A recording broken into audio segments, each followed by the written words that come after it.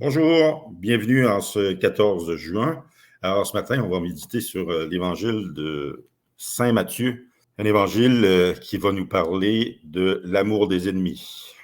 On se prépare à écouter cette parole.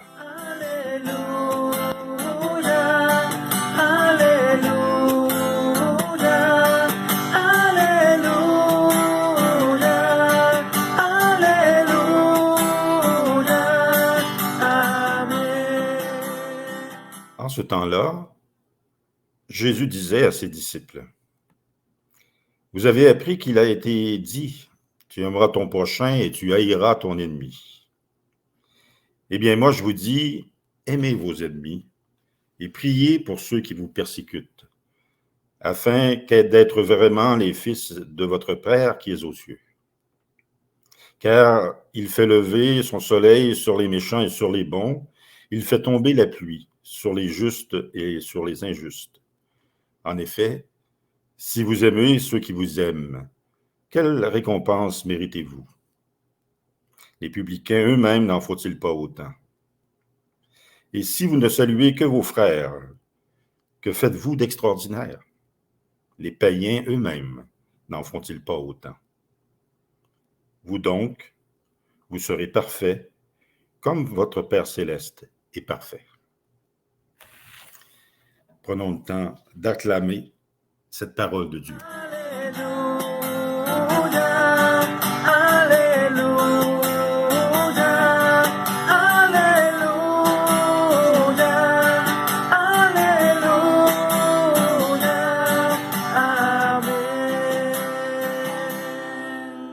La parole d'aujourd'hui, pour une courte méditation, une courte réflexion. Souvent dans les textes de la parole, ou quand on entre en lien, ou qu'on médite la parole, on se tourne beaucoup vers l'amour. On se tourne beaucoup vers l'amour de Dieu que Dieu a pour nous. On se tourne beaucoup vers l'amour qu'on doit avoir les uns pour les autres. Au niveau de la communauté chrétienne, on dit même, ils vous reconnaîtront à l'amour que vous aurez les uns pour les autres. Ce matin, la parole, elle est plus difficile. Elle est plus difficile parce que on nous dit de franchir un pas. Jésus nous dit de franchir un pas de plus dans l'amour. On aime ceux qu'on aime et ceux qui nous aiment. C'est peut-être la partie la plus facile.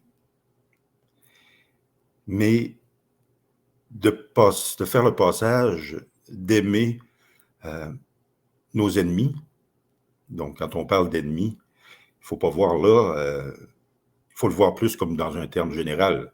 Il ne faut pas voir ça comme dans un terme, comment je pourrais dire, un terme militaire ou un terme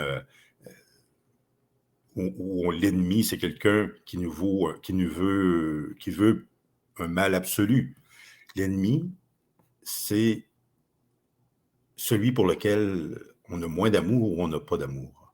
Et celui qui a moins ou pas d'amour pour nous. Nos ennemis, ça n'arrive pas par hasard.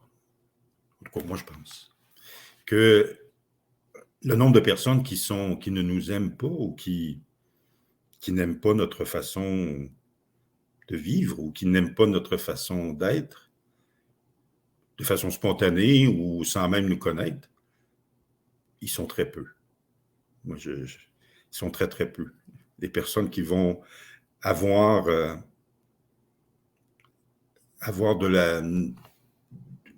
du ressentiment contre nous juste à nous regarder passer sur la rue.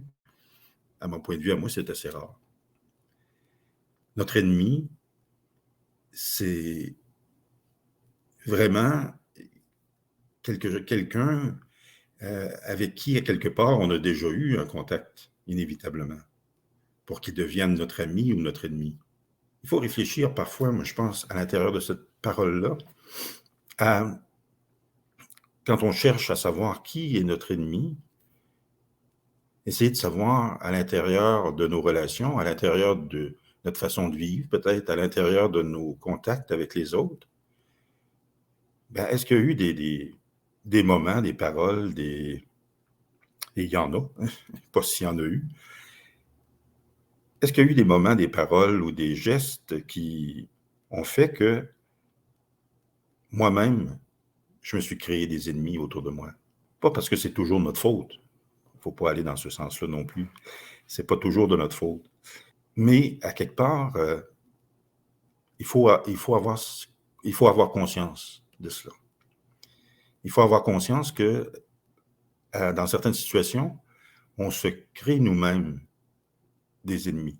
Bien sûr, on pourrait aller là, de façon très générale, dire, bon, oui, on est impliqué en Église, il y a des gens qui sont rébarbatifs à l'Église. Bon, puis avec l'actualité des dernières années, des dernières semaines, je pense qu'il y a un certain nombre de personnes qui ont raison de critiquer l'Église. À l'intérieur de cette Église-là, nous, on essaie, de continuer à vivre et de continuer à annoncer le message de Jésus-Christ en se disant, ben oui, cette Église-là n'est pas parfaite. Il ne faut pas se cacher derrière ce genre de paroles-là, mais il faut essayer il faut essayer d'aller de l'avant quand même. Il faut essayer de montrer que l'Église n'a pas que des ennemis. Et au fil des années, l'Église ne s'est pas fait que des ennemis. Elle a aussi fait en sorte d'avancer et de contribuer à ce que les choses soient mieux dans le monde. Ça, c'est pas toujours facile. Donc, parfois, on va se créer des ennemis par nos propres paroles, parfois par des jugements. Hein? Moi, comme diacre, va se présenter des gens pour des célébrations, pour des funérailles, pour un baptême. Si je ne suis pas capable d'accueillir la personne pleinement dans ce qu'elle est, au moment où elle se présente à moi, si je cherche chercher autour de cette personne-là tout ce qu'il y a de défaut, d'une certaine façon, ou tout ce qu'il y a de non conforme, entre guillemets, de non conforme à l'Église, à la loi de l'Église, ou si j'essaie, ou encore pire, si j'essaie de juger de la foi de cette personne-là, et quelque part, sans que les mots soient nommés, à quelque part, cette personne-là, je viens de m'en faire un ennemi. Pas un ennemi parce que la chicane va prendre, pas un ennemi parce que la bisbille va prendre entre tous ceux qui sont là. Une chicane qui est, pas une chicane, mais un ennemi qui est là et qui plane, en ayant le sentiment que moi, à l'intérieur de l'Église, j'ai tout ce qu'il faut. Je suis parfait. Et quand on vient, quand on arrive de l'extérieur pour demander à l'Église, ben, le jugement que je porte, je viens de dire à l'autre, ben, cette perfection-là, tu ne l'as pas. Et puis, c'est moi qui vais juger. C'est moi qui vais faire en sorte que c'est mes règles qui vont définir quelle place tu auras dans l'Église. À mon point de vue, puis de façon bien humble, parce que la parole de Dieu, chacun la lit, chacun la comprend et chacun en parle selon l'inspiration. C'est pour ça que la parole est vivante. Donc, quand Jésus nous parle de l'ennemi, dans le contexte de l'époque où ça a été écrit, ça avait sûrement une autre signification. Les premiers chrétiens étaient persécutés. On sentait que c'était une église, un groupe naissant qui pouvait disparaître à tout moment. Aujourd'hui, on n'est plus dans cette dimension-là de disparition immédiate par un ennemi qui arrive de l'extérieur pour nous combattre physiquement. Mais quelque part, on est toujours, chacune de nos communautés, on est toujours un petit groupe.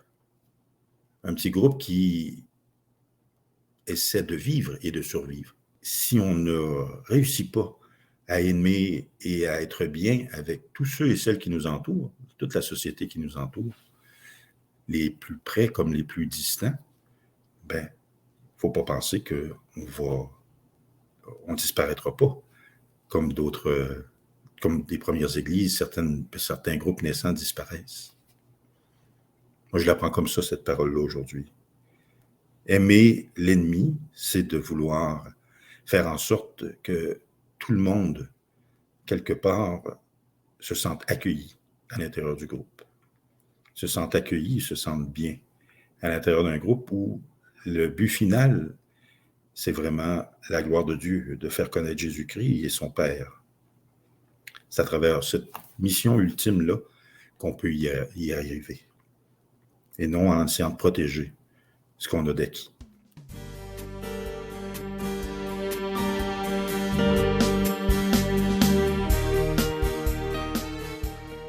Alors ce matin, avec ce texte qui nous demande encore de l'amour, comme Jésus en a demandé pendant tout son passage parmi nous, et encore plus depuis qu'il est ressuscité, que son esprit habite notre monde, habite notre cœur. Cet amour-là, je vous le souhaite, je me le souhaite et je le souhaite à toute l'Église. Et je demande à Dieu notre Père d'apporter sur vous sa bénédiction, d'apporter sur vous tout le bien dont vous avez besoin pour la vivre, cet amour-là. Et tout le bien que ceux que vous aimez et ceux que vous aimez moins aussi s'installent. Que ce bien-là s'installe pour que nous puissions tous vivre le plus en harmonie possible. Alors, je demande au Seigneur de vous bénir, le Père, le Fils et le Saint-Esprit. Amen. À la prochaine.